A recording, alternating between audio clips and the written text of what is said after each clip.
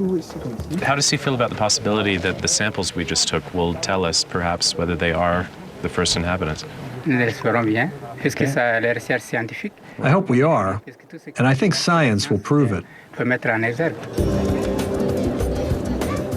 From the looks of them, the Tubu could have originated anywhere on this continent. But from their Y chromosomes, Wells is learning their immediate ancestors aren't African, but Middle Eastern. Their DNA indicates our route out of Africa was a two-way street. The Tubu give us an insight, I suppose, into why people move. And it's not that people were jettisoning Africa during this exodus as they moved up into the Middle East. See you later, we're not going to come back. They were simply following the grasslands, following opportunities. And when the opportunities opened up again, back in the Sahara, back in North Africa, some of them decided to turn around and go back. The sweltering, dry Sahara reclaimed the grasslands many thousands of years ago. And yet, somehow, despite whipping sands, blistering winds, and routine temperatures upwards of 100 degrees Fahrenheit, Tubu seemed to feel right at home.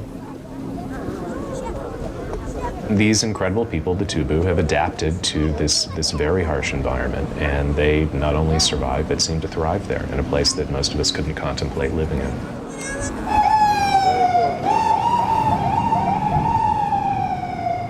The conditions in New York might be somewhat less extreme, but like her Tubu cousins, Nejla Demirci continues to adapt to her new home too, by bringing a little bit of her old home to it.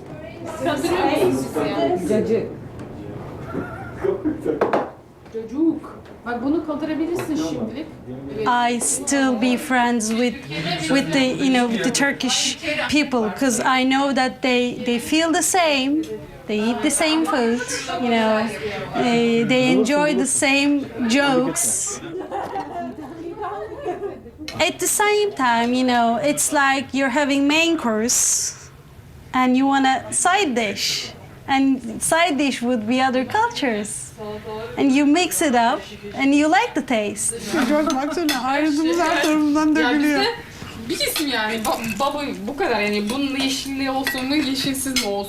Cultures have grown apart in many ways over the millennia. Not just in where we live, how we look, and what we eat, but what we say.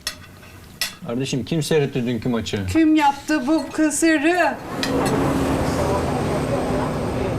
Today, people speak more than 5,000 languages around the world. Some 150 of them right here in Queens.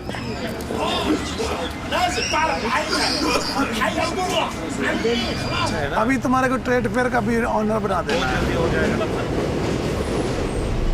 Many of those at PS 122 Elementary School. Coreano. Muy bien. Me llamo Crispas.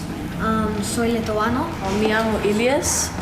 Soy francés y de Algeria.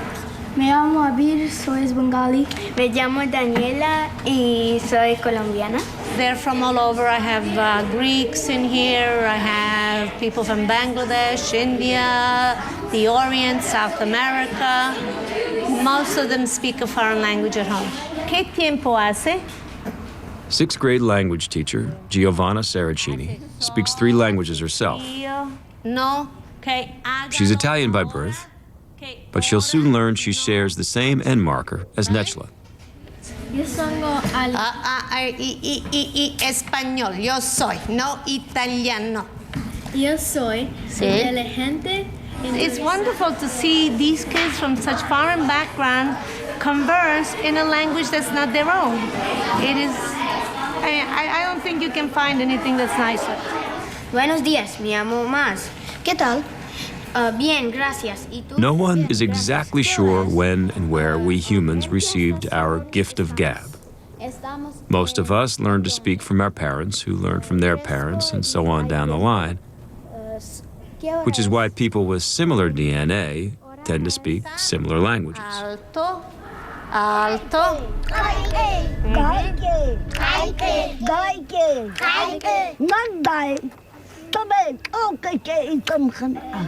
The ancient click languages of the San and the Hadzabe indicate humans may have used some basic form of language right from the get-go.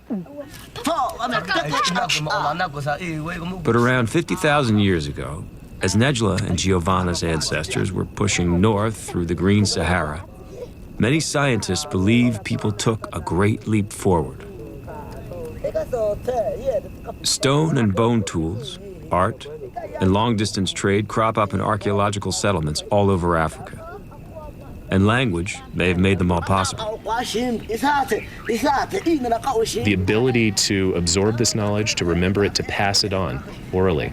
Truly modern speech, modern language might have appeared around that time.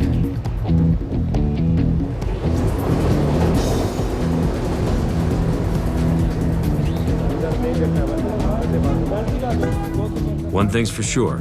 By 50,000 years ago, a swath of vocal modern humans was chattering away in Africa and out. 44th Street and 30th Avenue, please. Many of Giovanna's ancestors stayed put in the Middle East during this time, but many more, like the ones she shares with livery driver Sukhjinder Singh, would begin working their way east along an ancient superhighway of grasslands, which at the time extended well into Asia. This is my house. I live here. This one my house. Sukhjinder's Y chromosome markers indicate that his ancestors took the M9 out of the Middle East, made it as far as the Himalayas, then turned south on the M20. Despite earlier groups of people who were already living there, they'd established the first major settlement in India about 35,000 years ago. Before my fathers, like my grandfathers, like before his fathers, like long time.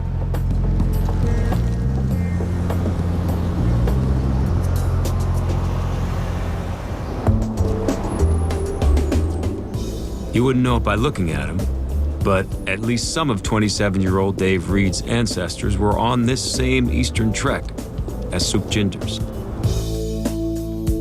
Before reaching India, though, men in his line splintered off and headed north on the M45 to the mountains of Central Asia. It may not seem a safe haven for any creature, let alone human beings. But when Dave's ancestors made it to these icy valleys by around 40,000 years ago, this was an oasis.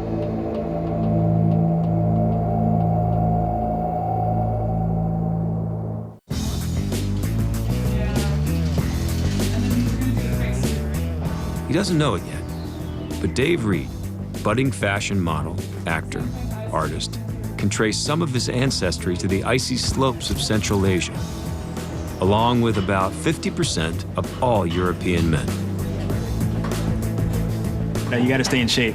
You know, that's kind of like how I make my money. So, just trying to get really cut and stay slim. Dave knew some of his grandparents and heard stories about his great-grandparents. But like so many African Americans, when it comes to tracing back much farther than that, he hit some roadblocks. My grandmother said that a lot of my ancestors came from Ghana. Other than that, I really don't know much. When everyone came over as slaves, there's no documentation, and there's no way to really know your history past that point. That's what makes this really important for me, being African American. The mountains of Central Asia are among the last places Dave expects that history to lead. But here in Tajikistan,